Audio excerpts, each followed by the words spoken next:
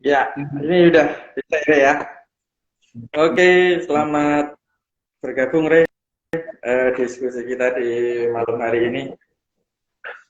Baik, teman-teman semuanya, karena kita juga sudah bergabung dengan Ray, jadi kita langsung mulai nih teman-teman semua untuk Liberty Talks pada malam hari ini.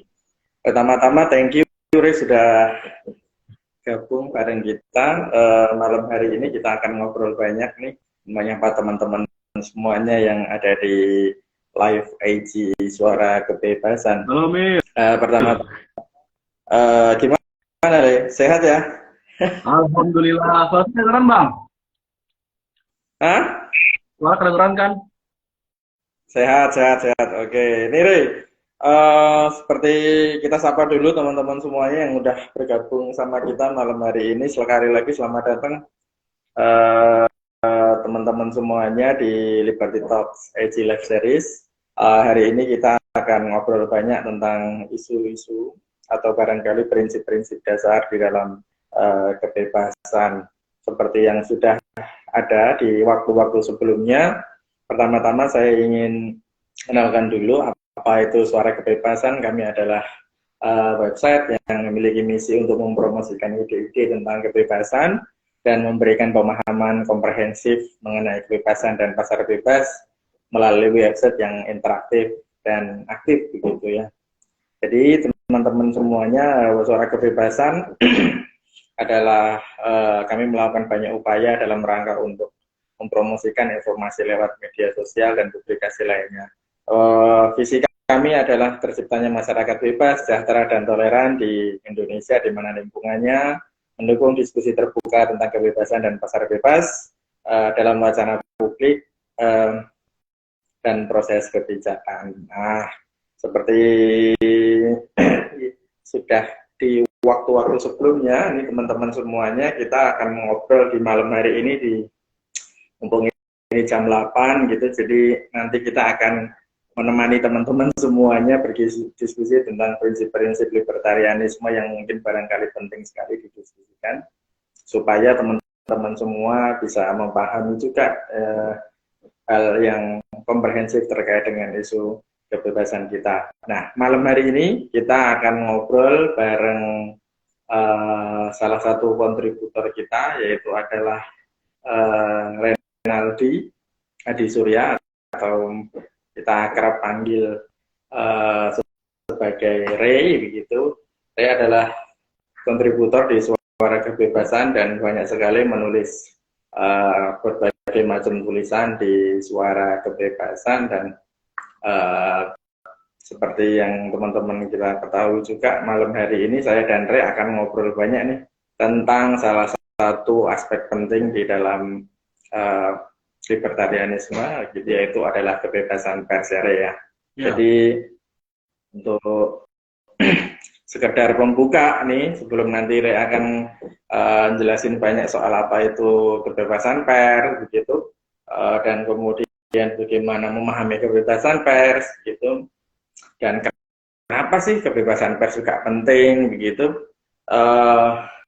Kita pasti kan tahu ya teman-teman semuanya, kalau misalnya kita ngomong pers itu memiliki peran penting lah kalau kita bicara dalam konteks apa ya, demokrasi. Dia itu tolak ukur, dia itu apa ya, standar gimana informasi itu bisa turun dan tersebar luas di berbagai apa ya, sudut-sudut di masyarakat begitu ya.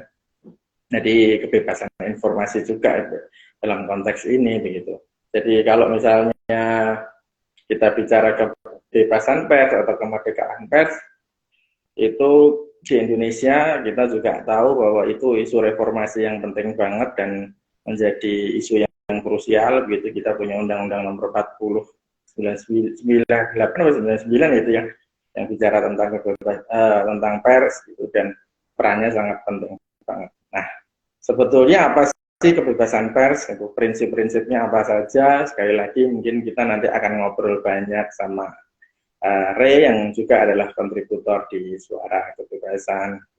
Uh, jadi nanti teman-teman semuanya kita akan ngobrol banyak nih bareng Ray. Ini teman-teman juga sudah banyak yang bergabung nih Ray.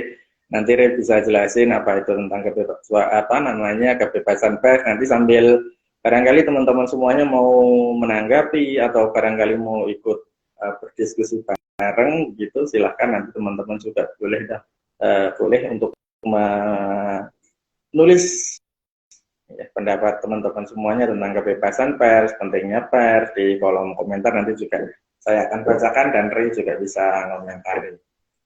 Ya, sebelumnya apa sih itu Ray? Mungkin bisa dijelasin sama kita semua tentang apa ya, sedikit pengantar tentang apa itu kebebasan pers. Ya, makasih Bang. Ini suara kedengeran nggak?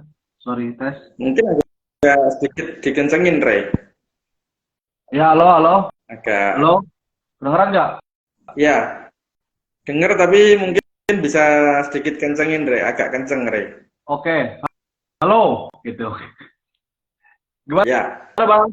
Kedengeran? Udah lumayan. Sip. Ya, agak teriak ini. Mungkin agak handphonenya habis kebanting, jadi macam beginilah nasibnya. Nama juga jurnalis ya kan.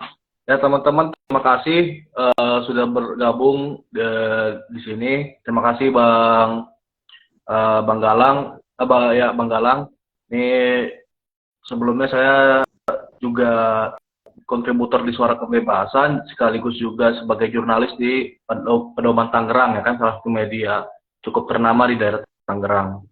Nah, kalau kita bahas ngobrol kebebasan pers, mungkin saya nggak bisa terlalu teoritik lah. Kalau masalah kebebasan secara teoritik, mungkin Bang Galang lebih paham ya daripada saya ya, baik dari hukumnya, teori libertariannya, ya kan?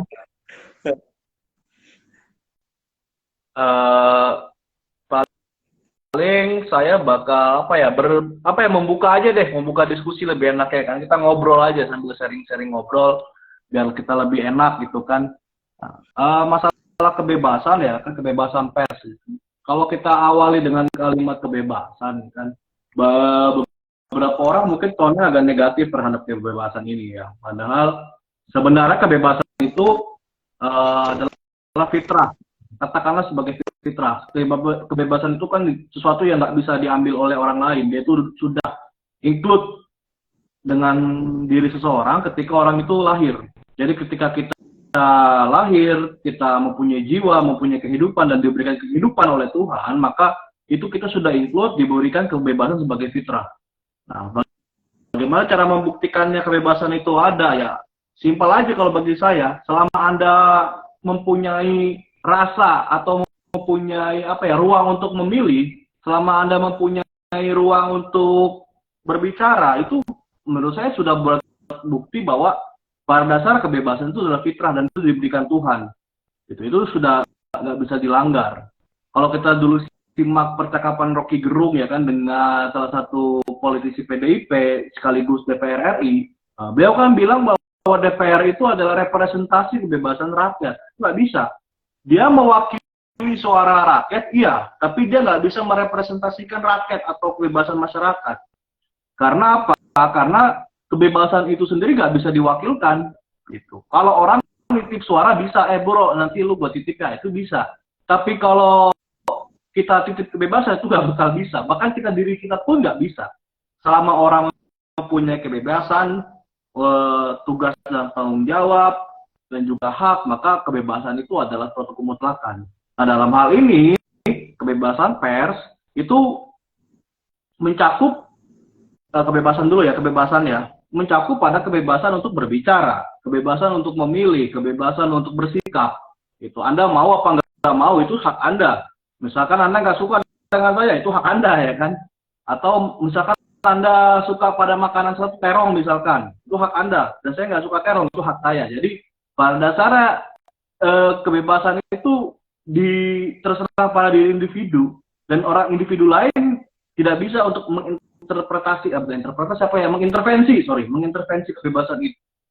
Nah, kebebasan untuk berbicara, kebebasan untuk memilih, kebebasan untuk bersikap, kemudian diwajibkan dalam diskusi kita ini dalam kebebasan pers. Sebenarnya kalau kita bilang pers itu lekat banget bagaimana kebebasan untuk berbicara.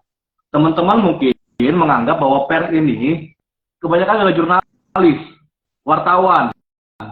Tapi kalau kita mundur ke abad-abad 16 atau 15, sebenarnya makna pers itu bukan hanya itu.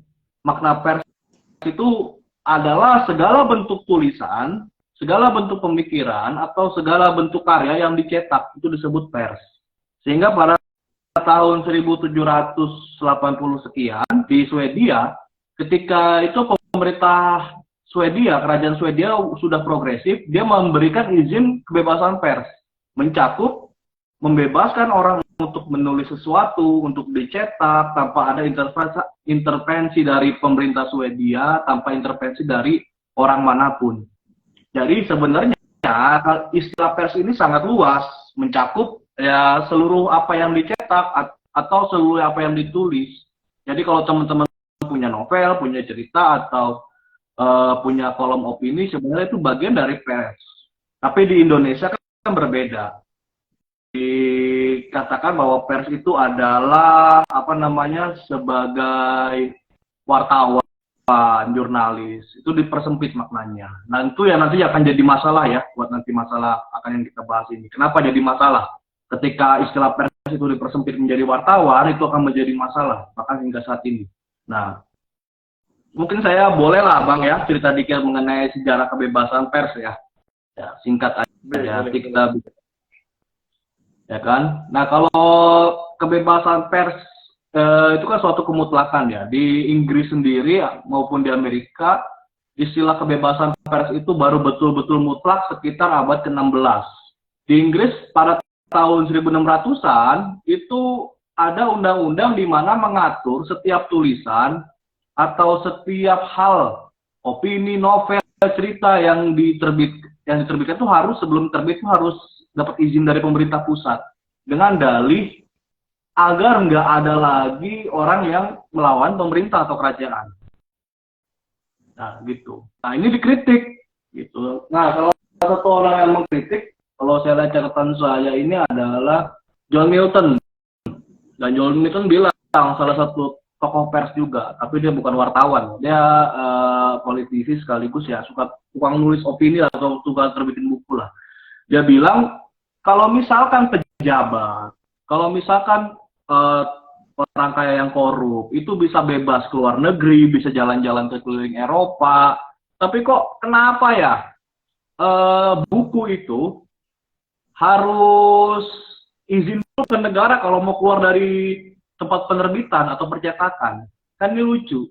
Orang penjahat bisa bebas tanpa ada intervensi sipil, tapi kok buku harus diizinkan dulu, ya kan? Sehingga dia bilang pada dasarnya kebenaran itu atau informasi itu dia bukan barang, dia bukan barang, dia nggak bisa diperdagangkan, dia bukan harus ada tiket atau disertifikasi. Kebenaran itu ya dia mutlak, mau Anda suka atau tidak suka pada kebenaran, itu hal lain. Karena kan kebenaran itu nggak tergantung pada orang lain ya. Misalkan kalau ada satu fakta yang kita nggak suka pada hal ini, misalkan ginilah, ada orang yang punya bikin aliran ubur-ubur, atau katakanlah Anda nulis mengkritik Jokowi lah, itu lebih real lah ya, itu lebih real.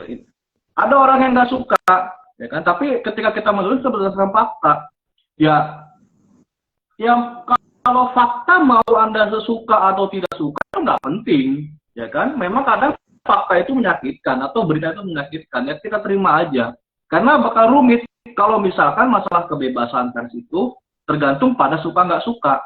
Contohnya, ya Anda menulis soal politik, di satu pihak ada pihak yang menyukai tulisan Anda, ya kan? Sehingga bisa terbit dan banyak dibaca. Tapi pasti di sisi lain ada yang nggak suka, entah itu nggak suka karena subjektif pribadi, entah karena argumentasinya, itu wajar dan itu manusia. Setiap hal pasti ada yang suka atau nggak suka. Karena itu kebenaran atau pers itu nggak bisa dilandasi oleh suka tidak suka. Kalau misalkan teman-teman di media zaman sekarang ada berita yang nggak disuka, ya no problem, silakan. Itu kan karena itu hak setiap orang. Jadi maksud saya ketika kita menyampaikan pikiran, tidak bisa orang mengintimidasi dengan dasar merasa tidak suka, gitu loh. Karena masalah suka dan tidak suka sifatnya subjektif. Kalau misal kita menulis, misalkan kayak tokoh lah, kemarin Ade Armando diprotes karena tulisannya kontroversial, ya itu hak dia, mau kita suka nggak suka, atau tokoh lain yang oposisi dengan pemerintah Jokowi, itu hak dia, kenapa kita harus bermasalah? Karena masalah suka nggak suka, kalau orang yang diterbitkan hanya suka, itu pasti akan rumit, soalnya bakal rumit, gitu. Jadi, terkait kebebasan pers, dia sebagai pilar keempat demokrasi, dia harus satu bersandarkan pada kebenaran, yang kedua dia itu apa ya? Ketika Anda menulis, Anda harus bertanggung jawab atas isinya tersebut sehingga tidak mendasarkan pada hoax, gitu. Ya kalaupun hoax ya nggak perlulah pemerintah pakai istilah beredel atau penjara ya kan sekarang banyak tuh belakangan akun-akun bodong yang menciptakan hoax di penjara, atau kan kayak kemarin tuh apa ya, Sunda Empire sampai tokohnya di penjara, itu kan sebenarnya tidak perlu lah, karena itu kan sebenarnya kalau kita masukkan runut definisi pers yang tadi kita bilang, kita runut sebenarnya itu bagian dari kebebasan untuk berbicara atau beraspirasi ya. Jadi sikap kita bagaimana? Kita tinggal pakai tulisan aja, tulisan yang membantah argumen dari Sunda Empire itu, atau bumi datar. Kita tinggal bikin tulisan yang membuat apa? Yang sebagai kontra tulisan, sehingga apa? Ada pertukaran ide, ada pertukaran argumen. Jadi dengan begitu itu akan mendewasakan masyarakat.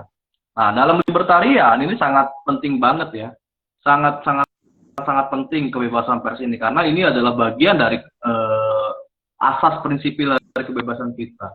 Di Indonesia itu pers ini kalau saya lihat ya Bang ya, dalam sejarahnya itu sama kayak apa ya, sistemnya buka tutup.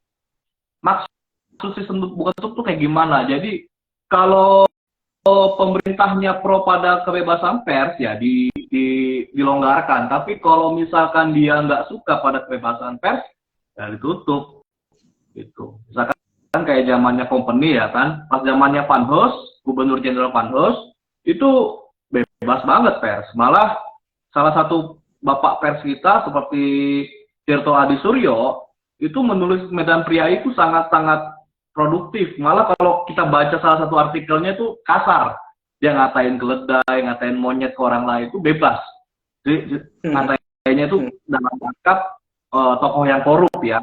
Tokoh yang memang kontra terhadap masyarakat itu. Pejabat yang korup. Jadi bukan ngatain sembarangan. Itu bebas. Tapi ketika masuk kayak gubernur akhirnya Carda Vansa Strakenburg, itu sudah mulai sulit regulasinya.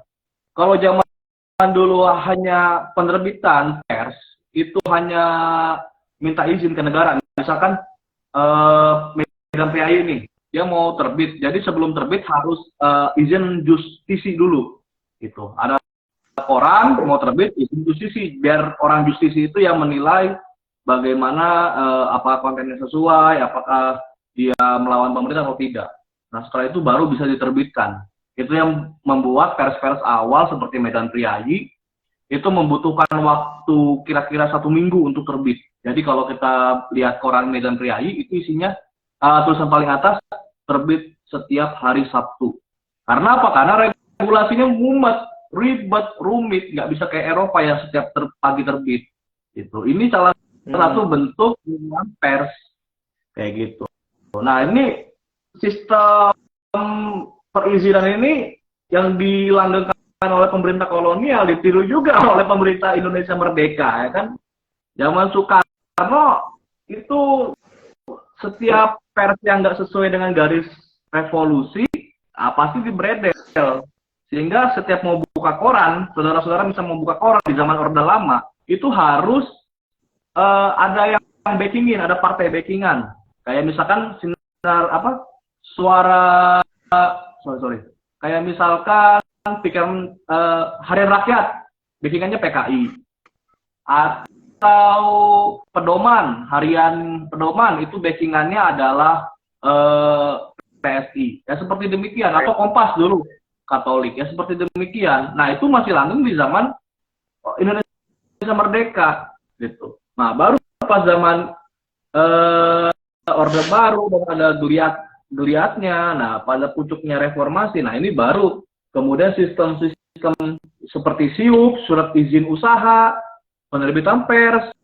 ya kan, yang gunanya untuk mengontrol pers itu dihapus. Karena apa? Kok seolah-olah pers yang awalnya itu sebagai pendidik masyarakat, sebagai wadah kebebasan berekspresi masyarakat, kok digunakan hanya untuk kepentingan politik, dalam artian kalau lo dukung politik boleh terbit, kalau enggak boleh. Ini kan berbahaya. Peran pers apa sih sebenarnya, kawan-kawan? Ya untuk mengontrol, ya berisik itu. Oh, berisik bikin riuh, bikin gak tenang. Ya justru itu yang bikin baik kok. Ya enggak? Kalau enggak riuh gitu, gimana Anda bisa memperbaiki sistem? Ya kan? Ya, pemerintah dan rakyat itu punya kadang-kadang, kalau saya bilang ya kontradiktif sebenarnya, punya kepentingan yang kontradiktif, ya kan? Kepentingan politik ya ingin mereka berkuasa, sedangkan masyarakat pengennya agar orang politisi itu memperhatikan mereka. Jembatannya apa ya? Jembatannya ya pers tadi. Kita kritik, kita omelin, kita bongkar aibnya, sehingga apa terjadi? Birokrasi yang bagus, kebijakan yang pro rakyat, ya kan? Yang pejabat-pejabat yang nggak benar diganti, atau dia refleksi diri sendiri, ya seperti itu. Kayak sekarang ada masalah viral, kalau Anda merekam doang dilempar ke media sosial itu nggak mungkin bisa meledak. Tapi ketika ada backingan dari pers, ketika pers itu mendalami, kemudian membuat semacam katakanlah penjelasan tentang peristiwa tersebut dan ramai dibaca orang, itu baru menjadi meledak. Dan ketika sudah masuk ranah pers, sudah serius, nah itu baru kemudian pemerintah kita kan baru sadar, wah ada yang masalah di sini, sehingga diganti. Seperti kasus Yosua, ya kan, almarhum Brigadir J itu almarhum, kasus Verdi Sambo. Itu kalau misalkan pers hanya boleh menulis yang nggak ribut, yang nggak ngomporin, atau yang nggak boleh ganggu rezim, ya bagaimana cara untuk membenarkan rezim? Ya kan? Coba tunjukkan pada saya apa dengan doa, gitu kan? Ya mungkin doa bisa kalau Allah menghendaki. Cuma kalau orang yang nggak mau usaha juga Allah kan tetap juga. Maaf gitu kan, Tuhan nggak mungkin kalau manusianya nggak ada ikhtiar. Gitu. Ya salah satu ikhtiar apa ya? Pers. Dan pers zaman sekarang yang jadi masalah, Bang Galang ya, kan sekarang sudah lebih terbuka lah Bang. Kita pers sudah bukan kayak gitu lagi, bukan cetak lagi, tapi sudah online. Sehingga kalau zaman dulu orang kalau kirim opininya itu ke koran-koran, yang kolom komentar, sekarang sudah bisa di media sosial masing-masing. Nah, regulasi ini sebenarnya harus dilindungi ya, menurut saya. Jangan sampai nanti ada orang yang memvideokan sesuatu itu dikriminalisasi. Itu yang bahaya kalau misal terjadi. Ini belum aja, tapi kalau misalkan ada pemerintah yang iseng-iseng bikin regulasi, membuat aturan untuk orang yang merekam video terhadap sesuatu yang berpotensi untuk menimbulkan keriuhan, itu berbahaya. Gitu. Jadi menurut saya kayak ada, pokoknya saya kontra lah kalau di KUHP ada undang-undang yang diduga menimbulkan keresahan publik. Apa sih itu keresahan publik kayak gimana gitu? Kita nggak paham gitu. Keresahan publik itu kan apa ya, bias gitu. Nggak usah lah dia masuk dalam hukum positif ya kan. Kayak kasus Norma Risma kemarin katanya ada keresahan publik sehingga sebaiknya tidak usah ditayangkan di pers. Apa yang resah? Siapa yang resah? Bagaimana resahnya? Yang gitu. Ini kan sebagai cerminan yang harusnya kita waspadai bersama gitu, agar kasus-kasus demikian nggak usah terjadi lagi atau jadi pelajaran bagi orang yang ingin melakukan hal kejahatan itu. Dan seperti itu simpelnya. Jadi ya di era reformasi ini sebenarnya justru saat ini yang menjaga demokrasi itu rasanya lebih sulit daripada merebut demokrasi. Gitu. Takutnya orang-orang yang tadinya awal berkata pro reformasi, ketika dia sudah naik pada tahap kekuasaan, itu berubah image-nya. Sangat-sangat banyak orang kayak gitu. Tokoh-tokoh reformis yang masuk ke dalam kabinet atau pemerintahan tuh tiba-tiba punya spirit yang lain. Itu kan sebenarnya harus dikritik dalam pers itu sendiri. Kayak gitulah Bang ya, singkatnya. Monggo saya serahkan kepada Bang Galang. Menarik banget Re, apa yang disampaikan Re tadi dari apa ya, misalnya filsafat dasar soal libertarian, membaca lebih jauh tentang kebebasan, kemudian Re sudah juga menjelaskan genealogi ya, atau mungkin sejarah pers di Indonesia juga dan di dunia gitu. Penting banget nih pengetahuan seperti itu buat kita semua, Re. Jadi terima kasih banget. Yang penting juga ini mungkin bisa sharing ke teman-teman adalah sebetulnya kalau kita bicara kebebasan pers, apakah kebebasan pers itu di tengah kita sudah terwujud, Re? Karena kita juga merasa mungkin ada masalah juga ya. Mungkin sebelum era reformasi, tadi Ray juga sempat jelasin bahwa ada pemberedelan lah istilahnya dalam tanda kutip begitu, baik itu di Orba, kemudian di Orlama, begitu sama saja, begitu nggak jauh berbeda. Tetapi kalau di zaman sekarang mungkin barangkali ada juga nih tantangan tersendiri gitu tentang kebebasan pers begitu. Misalnya apa begitu, Ray? Apakah sebetulnya setelah reformasi itu kita sudah betul-betul merasakan apa itu yang namanya kebebasan pers, atau justru sebetulnya kebebasan pers masih punya pekerjaan rumah yang banyak yang harus kita beresin? Dan tadi kan Ray juga bilang nih sama kita semua kalau ya itulah, kebebasan pers itu penting banget hadir di tengah-tengah kita tadi, khususnya ketika Ray memberikan intro diskusi kita, pengantar diskusi tadi soal bicara tentang kebebasan secara umum dan kebebasan berekspresi dan informasi begitu ya, barangkali yang juga menjadi dasar dari kebebasan pers itu sendiri. Mungkin bisa sharing Ray sama kita juga. Ray mungkin barangkali bisa dikatakan juga sebagai praktisi juga ini di bidang pers juga begitu. Silakan Ray. Oke Bang. Ya kalau secara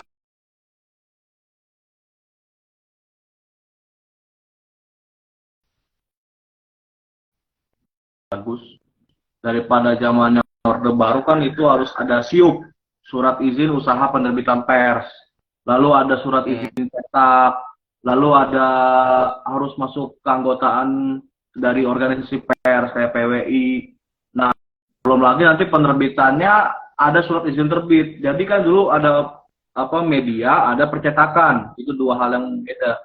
Ada izin cetak buat medianya, ada izin terbit untuk percetakannya. Nah, di antara kedua itu ada namanya surat izin pembagian kertas, ya kan? Itu zaman dulu, zaman Orba, kemudian disatukan jadi SIUP untuk keduanya. Ya, itu sangat susah. Dan itu kan sebenarnya ya agak disayangkan ya. Indonesia merdeka, dianggap merdeka artinya bebas, Bang ya. Merdeka itu bebas sebenarnya, freedom, ya kan? Artinya liberty, merdeka, bebas. Tapi kok aturan mengenai persnya itu masih sangat kolonial. Kita hanya bebas di era demokrasi liberal tahun 1950 sampai 1959. Setelah itu ya teratur gitu. Maksudnya diatur oleh orang yang merasa bahwa dia itu bisa memilih hal yang baik dan buruk bagi diri kita. Ya. Itu sesuatu yang absurd banget ya kan. Orang sok-sok tahu banget sama diri kita gitu. Ya itu zaman dulu sih, sekarang sih udah lebih mendingan.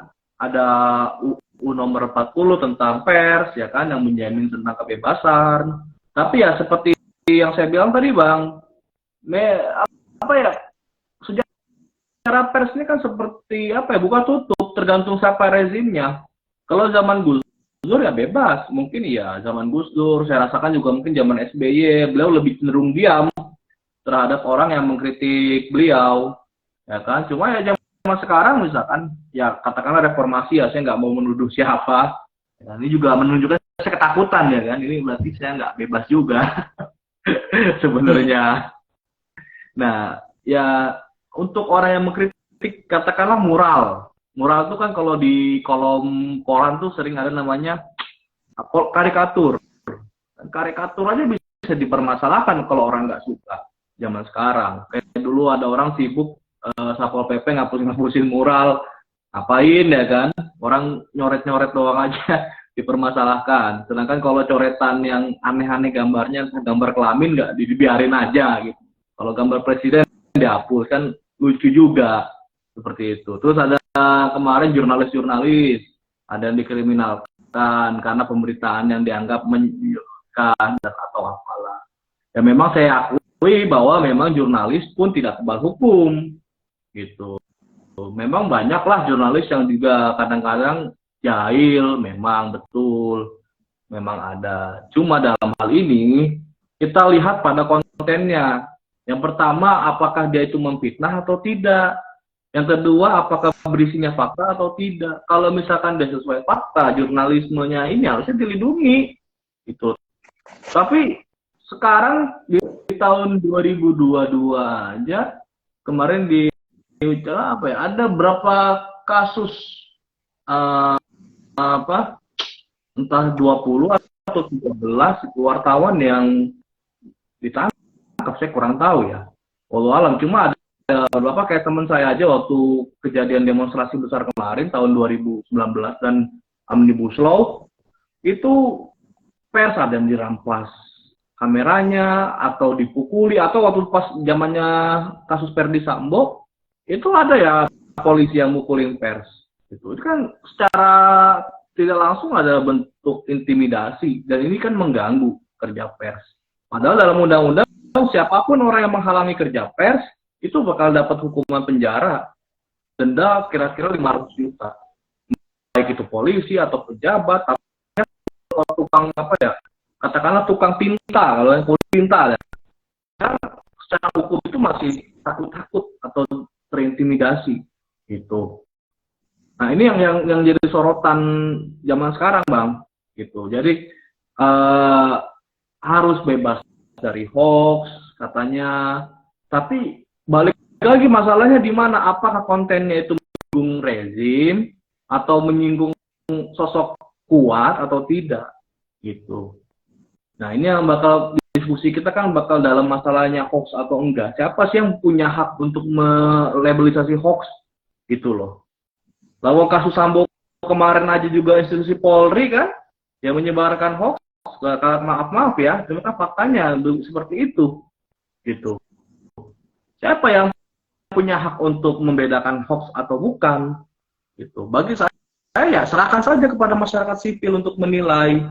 Kita kan bisa berpikir, kita dibekali otak seperti itu. Jadi permasalahan pers saat ini memang tidak seperti zaman dulu, pers punya apa, harus pakai izin dan lain-lain. Kita lebih bebas lah. Cuma perlindungannya ini yang jadi masalah. Nah, satu lagi, Undang-Undang Nomor 40 tahun 99 itu tidak melindungi ya, secara tidak langsung nggak melindungi pers mahasiswa juga, karena kan harus ada izin pers, izin dewan pers, verifikasi dewan pers, perusahaan harus punya badan hukum. Itu sebenarnya ya kalau usaha memang wajar ya, itu emang harus punya badan hukum sih, itu wajar. Cuma untuk dewan pers, verifikasi dewan pers atau keanggotaan, menurut saya itu kan sulit, karena mahasiswa kita, kaum intelektual muda ini yang harus diberi kebebasan. Dan saya sih berharap ada undang-undang baru yang melindungi pers secara umum. Contohnya di Suara Kebebasan. Kan Suara Kebebasan ini kan kalau kita telisik ini nggak masuk sebagai pers. Karena apa? Kalau opini dan para intelek yang beropini. Dalam undang-undang Indonesia ya, karena bukan wartawan atau bukan jurnalis. Tapi di suara kebebasan kan boleh mengutarakan pikiran, informasi, dan juga diberikan kepada halayak ramai. Nah, kalau misalkan balik ke definisi awal, pers tadi sebagai suatu bentuk tulisan, baik cetak, ya, cetak apapun bentuknya, mau novel, mau apa, oke lah.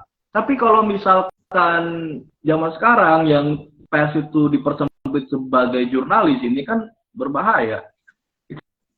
Saya pernah waktu itu kan dengar di Suara Kebebasan diskusi mengenai pers, konten kreator yang banyak sekarang atau penulis-penulis di media online itu tidak masuk dalam hukum dalam perlindungan hukum Dewan Pers.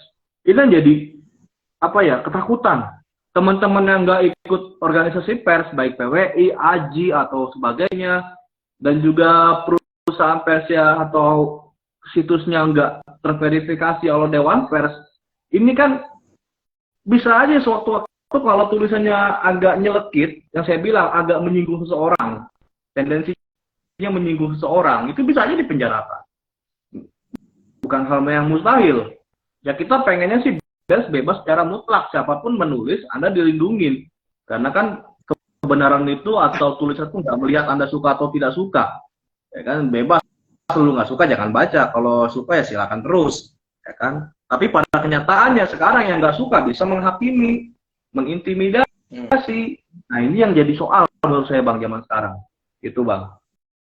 Kasihan teman-teman konten kreator muda atau saya, Samuela dan Abang juga, atau teman-teman konten kreator di Pedoman Tangerang atau di media lain, sebenarnya itu nggak terlindungi oleh hukum karena mereka hitungannya bukan pers. Jadi memang perlindungan terhadap ya memang banyak ya, maksudnya di kebebasan pers di satu sisi, juga kebebasan berekspresi di satu sisi, itu memang di satu mungkin saling berhubung, tapi memang kategorisasi pers itu memang tidak mudah begitu ya, dan memang ini menjadi satu mungkin barangkali tantangan tersendiri begitu ya, apakah memang kita itu dalam berekspresi juga harus pakai wadah pers, atau barangkali juga memang pers punya aturan tersendiri, juga penting juga ya. Tetapi mungkin barangkali juga yang patut disampaikan Ray tadi harus kita garis bawahi juga, ada persoalan terkait dengan kriminalisasi. Itu menarik banget ya, dalam tanda kutip, sebagai isu yang mungkin kok masih ada ya dalam era demokrasi seperti ini, yang harusnya memberikan jaminan yang sangat luas terhadap jurnalis begitu untuk memproduksi atau melakukan kerja-kerja jurnalistik. Masih saja kok banyak sekali persoalan-persoalan seperti itu, apalagi tadi Ray menceritakan bahwa ada para jurnalis seringkali menghadapi tantangan-tantangan, persoalan misalnya kekerasan atau apapun itu ketika mereka sedang melakukan kerja-kerja jurnalistik juga. Jadi memang ada, mungkin saya kalau yang terkait dengan kriminalisasi itu bisa banyak ya, mungkin karena ketika mengerjakan pekerjaannya kena undang-undang ITE ya barangkali ya, mungkin iya, bisa. Atau mungkin juga ketika sedang melakukan ada tindakan-tindakan kekerasan, mungkin bisa disinggung Ray, apakah persoalan itu gimana, kenapa kok sampai sekarang juga tidak ada juntrung dan penyelesaiannya misalnya. Kan juga kelihatannya di pers itu kita ada Dewan Pers ya, ada misalnya terkait sengketa pers ya, kalau nggak salah istilahnya di undang-undang pers itu. Bukan kenapa kok persoalan demokrasi di tengah-tengah kita ini selalu mengalami banyak tantangan ya, kenapa bisa sampai terjadi kriminalisasi karena kerja-kerja pers itu bisa kayak gitu. Apa mungkin undang-undangnya yang bermasalah, barangkali, mungkin asumsi saya. Tapi mungkin bagaimana teman-teman di pers juga bisa melihat itu dan memberikan pendapatnya tentang persoalan itu, Rey. Ya, makasih Bang. Sebenarnya kalau kita lihat kan masalah pers ini bukan cuma ada di di Indonesia doang Bang. di negara-negara yang dianggap modern pun atau modern yang secara faktual kita anggap modern seperti Inggris, Eropa lah katakan seluruhnya. Itu pun masih ada, Bang. Masih ada. Masih ada loh. Kayak di Turki pun ada kira-kira 20 orang yang kena Bredel. Malah di Israel juga kan, yang katanya, ya katakanlah dia mendeklarasikan sebagai apa ya, cahaya kebebasan di Timur Tengah, di Israel pun juga banyak wartawan, jurnalis itu yang ditangkap oleh pemerintah lokal.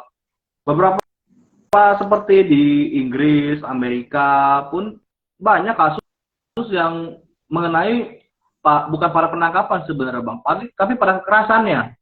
Gitu. Sebenarnya Jamal Khashoggi, ya kan, dia kan sudah jadi warga Arab Saudi yang pindah ke Amerika, ya kan? Tapi pemerintah Amerika aja nggak bisa menjamin keamanan hal itu gitu loh. Dan lucunya kan masa ada orang Arab Saudi yang jelas-jelas itu mereka adalah pejabat kepolisian Saudi, tapi bisa masuk kalau misalkan nggak ada regulasi yang pasti dari pejabat Amerika sendiri. Masa nggak tahu sih ada orang yang datang, ya kan, pejabat lagi kan, yang menjadi eksekutornya Khashoggi ini kan agak lucu gitu. Jadi untuk kasus di negara bebas sebenarnya di negara Eropa maksudnya ya, negara-negara Eropa yang menjunjung liberalisme juga, kasusnya itu pada kekerasan persnya itu. Turki misalkan, Amerika yang tadi kasus Jamal Khashoggi. Nah, di Indonesia ini memang Dewan Pers ya katakanlah terus berbenah diri, terus berusaha untuk berdiskusi dengan pihak kepolisian, bapak-bapak polisi, ya kan. Beliau juga punya, polisi kan juga punya kewajiban untuk mengatur dan tata hukum kan, sehingga ketika ada misalkan kasus jurnalis yang dianggap bandel, ada laporan dari warga, ada jurnalis kurang biasa lah dalam tanda kutip. Nah, di situ Dewan Pers bisa jadi penengah atau katakanlah berdiskusi dengan kepolisiannya. Tapi beberapa kasus banyak yang lolos juga, gitu. Banyak kasus yang selamat, tapi beberapa kasus banyak yang lolos dan maju ke pengadilan, gitu. Nah, tapi by the way, sebenarnya ya apa ya, teman-teman pers saya harap sih teman-teman pers juga solid ya, karena saya sendiri sebagai praktisi pers kadang-kadang saya mengkritik aja ya, wartawan-wartawan dari media atas atau yang konvensional itu cenderung seperti ada kasta gitu dengan wartawan-wartawan yang tingkat katakanlah wartawan lokal atau wartawan yang medianya nggak mainstream, sehingga ya kadang-kadang solidaritasnya mungkin kurang ya. Seandainya teman-teman wartawan itu juga tahu ada perubahan besar di dalam dunia media saat ini, perpindahan dari cetak ke online, ya saya sih berharap Dewan Pers dan juga teman-teman wartawan di Pedoman Tangerang di tempat saya adalah jurnalisme massa. Maksudnya apa? Sumber utama berita itu bukan pada investigasi sang jurnalis, tapi pada aduan atau laporan masyarakat. Ini inti dari jurnalisme massa. Setiap orang bisa menjadi jurnalis, setiap orang bisa menjadi perantara informasi. Nah, ini yang bermasalah. Karena orang itu nggak dapat perlindungan dari undang-undang pers, sehingga orang itu tuh sering dikriminalisasi. Contohnya aja orang yang yang kemarin tuh yang kemarin ada CCTV tuh, anak DPRD gebugin tukang parkir, ya kan? Nah, orang yang dituduh menyebarkan itu dikriminalisasi. Ya kan? Padahal kan itu informasi. Ya enggak? Katanya CCTV harus izin dari izin kepolisian.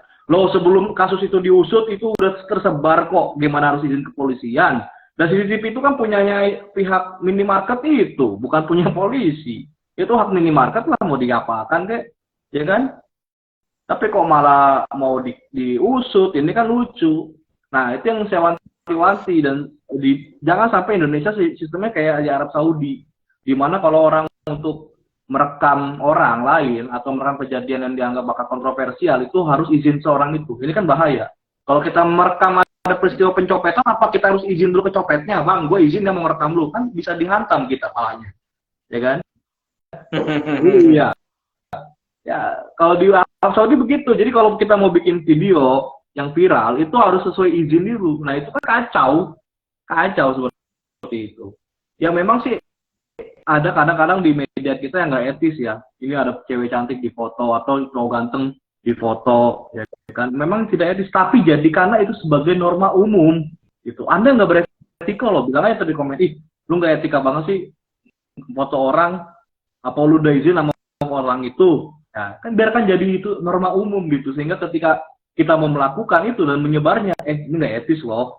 Nah, itu biarkan aja, jadi hukum tidak tertulis, gitu. Tapi kalau itu sebagai hukum pidana atau perdata, ya itu kan runyam lagi. Orang jadi males mau merekam kasus pungli jadi takut, ya kan? Mau merekam kasus kejahatan jadi takut. Ujung-ujungnya rugi siapa? Kita semua. Padahal kita semua adalah jurnalis yang mengabarkan kasus itu. Itu, Bang. Nah, mungkin yang juga menarik ya itu tadi Ray sebutin ya. Mungkin ternyata barangkali apa yang Ray sampaikan itu banyak benar dalam tanda kutip, memang masih ya ternyata tantangan hukum kita itu masih banyak bermasalah begitu ya. Mungkin dalam konteks kebebasan berekspresi itu ruang-ruang yang distraksi ya, terganggu karena adanya aturan itu mungkin banyak sekali, termasuk mungkin pers ya, tapi juga kebebasan berekspresi individu pada umumnya juga mungkin barangkali banyak terganggu begitu ya. Isu-isu terkait dengan apa namanya ujaran kebencian barangkali, atau mungkin apapun itu seringkali masih sering terdengar di tengah kita juga gitu. Tapi by the way Ray, mungkin Ray juga bisa melihat nih Ray, orang juga sering sekarang menyampaikan nih, bahwa dulu pers itu selektif ya, pers itu sedikit begitu. Sekarang era kita juga sudah menjadi era global, kemudian teknologi juga sudah semakin berkembang dan masif. Orang sering juga mengatakan dan banyak mengkritik ya. Ini justru sekarang tuh eranya, kalau saya dikatakan sebagai era yang mungkin demokratis juga enggak ya, enggak.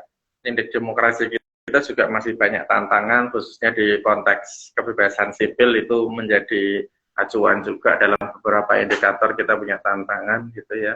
Undang-undang atau regulasi kita belum mencerminkan bagaimana supremasi hukum itu bisa konsisten ditegakkan di sekitar kita begitu. Tapi kalau misalnya melihat nih di era demokrasi dengan perkembangan teknologi, kemudian mulai munculnya kebebasan dalam tanda kutip yang lebih meluas, epistem pemberitaan dan penyebaran informasi juga sekarang itu kanalnya itu wow luas banget ya. Mungkin ada YouTube, Ray, ada media sosial begitu, ada apa lagi, banyak lainnya, ya kan Ray, di TikTok begitu. Nah sekarang malah mungkin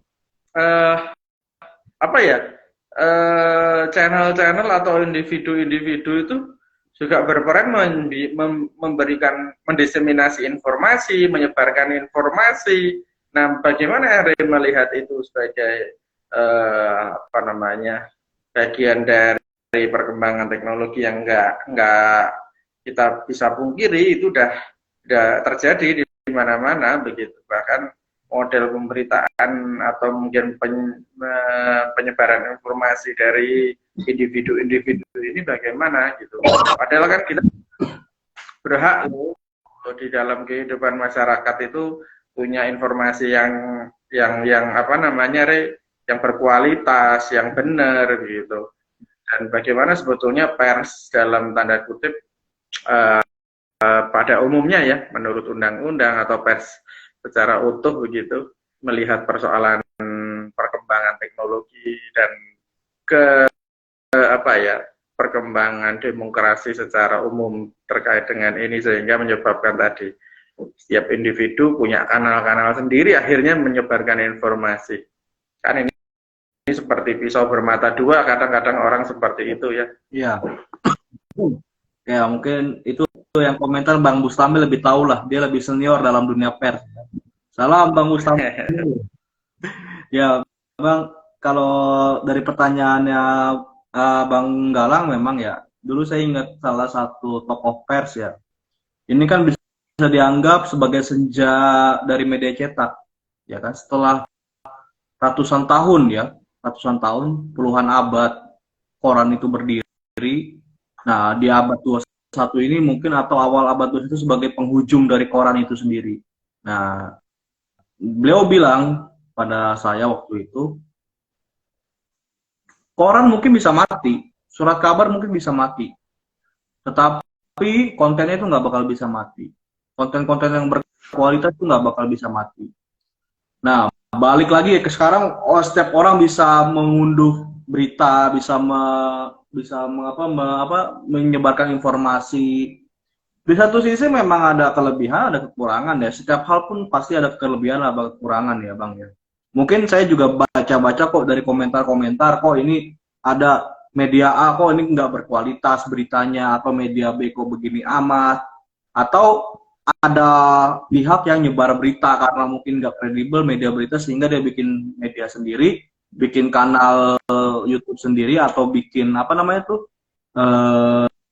Instagram, akun Instagram disebar, ya kan? Ya, tujuannya membaca atau viewers atau followers, ya kan? Nah, ini sebagai awal dari sebagai awal fajar media digital, saya melihat itu sebagai suatu hal yang umum, Bang, karena ini kan baru ya, fenomena katakanlah apa ya, kalau bahasa orang ya, euforia digital, karena mereka bisa mengakses sendiri tanpa ada perantara orang lain atau perantara pers, mereka tertarik dan masalahnya ya adalah mutu-mutu beritanya menurun gitu. Nah, saya mau jelasin keuntungannya dulu. Keuntungannya adalah paradigma pers kita jadi berubah. Dari awalnya ketika kita baca koran kita didiktekan kebenaran, sekarang orang bisa berpartisipasi terhadap berita itu. Gitu. Kalau zaman dulu kan baca koran paling ngedumel dalam hati, ini sah, apa ini berita macam apa. Tapi sekarang kita bisa manfaatkan dalam komentar ya kan. Ya, itu kelebihan yang pertama. Nah, yang kedua, jika zaman dulu sumber informasi atau sentral kebenaran tuh ya di wartawan itu yang memberitakan informasi, sehingga orang umum ketika lagi debat, lu udah baca koran belum, lu udah baca ini belum. Nah, sekarang berbeda, justru masyarakat itu sebagai sumber informasi, bahkan banyak media sekarang itu menganut sebagai sosial sosial jurnalisme, dan termasuk Pedoman Tangerang. Berita awal adalah dari jurnalisnya, itu adalah masyarakat itu sendiri. Jadi fenomena apa di masyarakat kita memberitakan. Nah, mengenai masalah berita-berita yang bodong, nah ini sisi negatifnya. Banyak berita yang nggak berkualitas jadinya, ya kan? Ya sebenarnya itu salah satu kerugian. Tetapi balik lagi, Bang, kalau kita pakai prinsip pasar bebas, ya kan? Pakai ekonomi pasar bebas, Anda bolehlah menghina bahwa itu tidak bermutu, tapi kita nggak bisa menyangkal bahwa berita itu banyak yang suka gitu loh, ya kan? Ketika satu media misalkan yang memang mencari viewers membaca, mentayangkan berita itu, memang berita itu mungkin dikritik tidak berkualitas, tapi kita jangan pungkiri bahwa banyak yang suka. Balik lagi ke kaidah awal, mau suka atau tidak suka kan itu adalah hak masing-masing. Nah, kalau misalkan kita benar-benar nggak suka dan menginginkan jurnalisme yang berkualitas, maka mulailah kita sekarang memilah-milah media-media mana yang menampilkan kualitas atau jurnalisme yang bagus. Atau ketika menampilkan berita yang viral itu dikasih deskripsi yang jelas dan profesional gitu. Paling kembali lagi pada diri kita masing-masing bagaimana memilahnya. Karena apa? Ya sama kayak pasar bebas, Bang. Nanti pada awalnya ketika masyarakat itu sudah cerdas, kita sudah punya kemampuan untuk memilah, ya, bukan negara lagi, bukan bergantung pada negara nih. Jadi biarkan kita sendiri yang memilah, bukan negara yang memilah. Ini kontennya bagus, ini kontennya jelek, ya kan? Ya udah, kita nggak mau nonton ini. Atau yang kayak kemarin tuh Pak, yang siram orang tua tuh mandi lumpur, ya kan? TikTok gitu. Ya kan? Tinggal Anda pilah gitu. Anda nggak suka, jangan tonton, blokir. Kita seorang yang pintar, kalau misal kita tonton atau kita beri gift, hadiah ke dia, maka itu kan keuntungan. Sebagai bentuk hukuman, jangan tonton. Nggak perlulah kita ngadu ke polisi karena kita sewot, nggak usah. Jangan tonton aja, kita juga lama-lama bosan sendiri masyarakat. Kan kita kan ada tren, ya kan? Itu sama pada media. Ketika nanti masyarakat kita sudah jelas, sudah pintar dalam memilah-milah informasi, nah pada ujungnya adalah pers sendiri yang akan berbenah. Kalau kita nih Bang, misal lihat pers awal-awal ya, early pers di Indonesia, Medan Priayi, Suara Rakyat, atau Pemberita Betawi, itu bahasanya kasar banget. Dan antara opini sama berita nggak bisa dipisahkan. Itu kayak orang nulis opini aja, ada fakta ditulis, ada opini pribadi, oh ini orang bangsat, maaf ya, ngomongnya memang begitu, ini orang monyet apa gimana, itu bahasanya apa, tulisan-tulisan pers zaman dulu.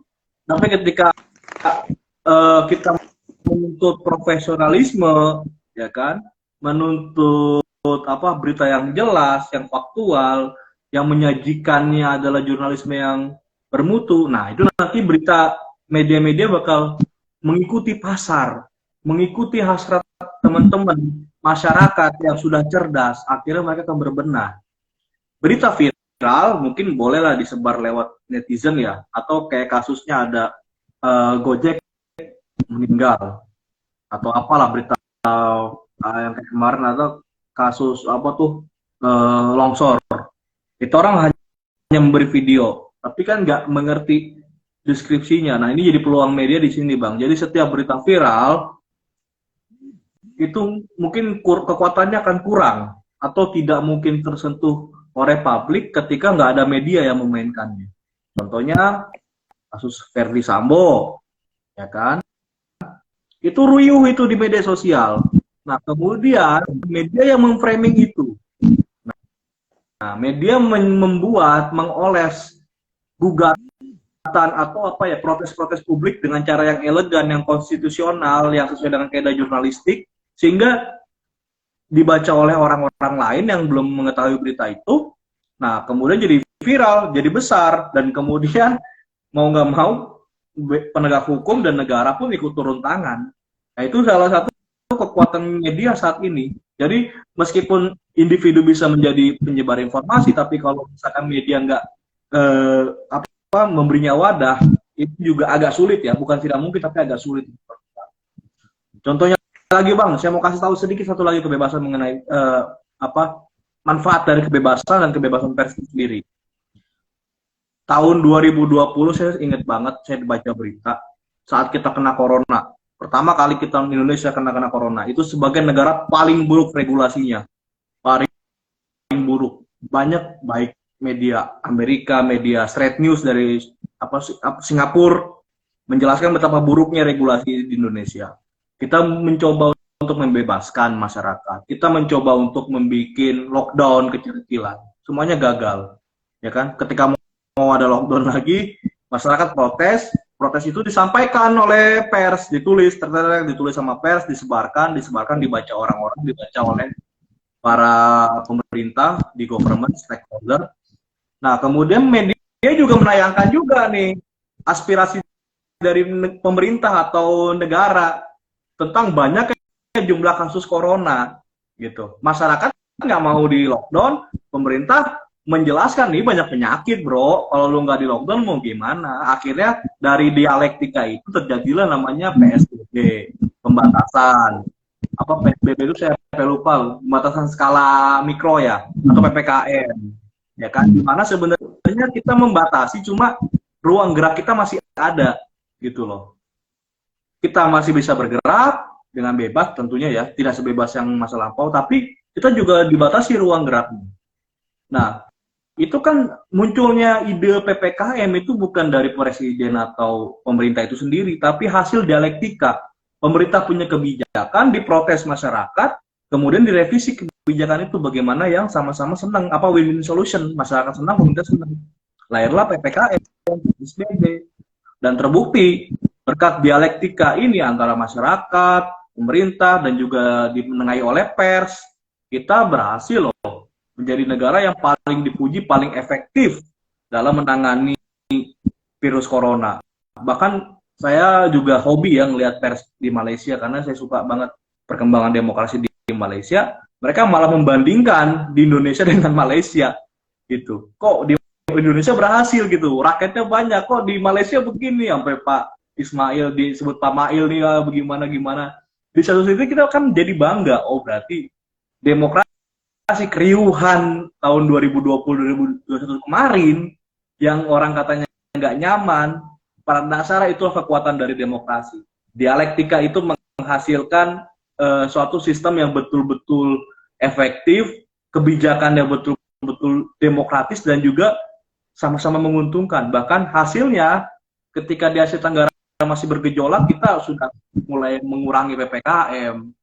Nah, itu menurut saya sebagai salah satu bukti contoh yang bisa kita banggakan lah, bahwa demokrasi atau kebebasan itu betul-betul loh menguntungkan bagi negara dan rakyat. Itu Bang. Oke. Baik, Ri, thank you banget. Tidak terasa bahwa kita udah 1 jam diskusi kita di tema ini tentang kebebasan pers. Sekali lagi apa yang disampaikan Ray ini asik banget nih teman-teman semuanya, bahwa kita memang bicara kebebasan secara filosofis, kemudian bagaimana itu menjadi praksis di dalam pers, jadi hal yang sangat penting di dalam kehidupan kita. Pers juga penting banget, sekali lagi, tapi juga mempunyai tantangan di era demokrasi saat ini. Tantangannya banyak banget. Dinamika pers juga penting banget, saya kira, dengan berkembangnya demokrasi dan berbagai macam kondisi perkembangan teknologi apapun itu, ternyata juga pers masih isu krusial, posisinya itu strategis dalam posisi apapun itu, begitu ya.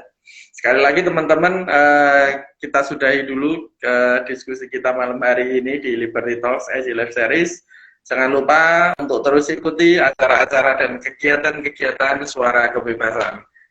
Kita ada forum kebebasan dan 1 bulan dan 2 kali. Kemudian bulan depan kita akan ketemu lagi di Liberty Talks SC Live Series. Dan jangan lupa pantengin juga kita di website kita di portal suarakebebasan.id, karena di situ banyak tulisan-tulisan yang menarik buat teman-teman bisa baca dan menambah khazanah dan wawasan terkait dengan isu-isu kebebasan di Indonesia. Sekali lagi terima kasih buat Ray. Sudah sharing sama hari ini. Selamat malam Ray, selamat malam teman-teman semuanya. Bye.